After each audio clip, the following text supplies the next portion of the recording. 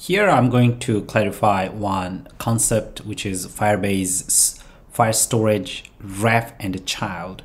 Now, what is this ref and child? Now, in general, you'd be using Firebase ref instance.ref if you have Firebase storage, which also means that if you want to upload files, images to Firebase storage, then you should be using ref and as well as a child.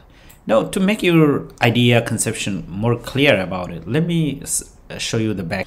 So this is one of my Firebase project, and over here I have this storage section. In general, you'd get it from here. If you click on this, you'd be able to enable this. Now, first time, this should be actually empty. When you click on this, nothing should be here. And then once you enable it, it'll take you to a page like this. And then you'll see a button over here. And in this button, you get to go ahead and create a picture, actually. Create a folder.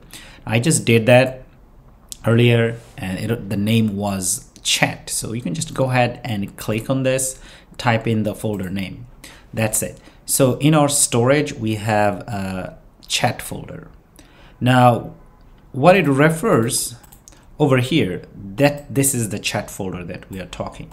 Now, as you see at the top over here at the beginning, we have this file storage. So actually, which refers to this one. Then we get the instance and we refer to the folder. Now inside the folder, you can put anything you like. So in our case, we are going to put a file. Now the file actually is an image.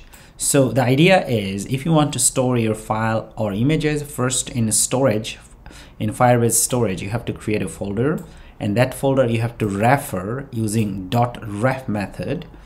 And inside this, you have to mention the folder's name, and then the actual file or image you want to put, that path or actually that image name should be there. So that's how it works.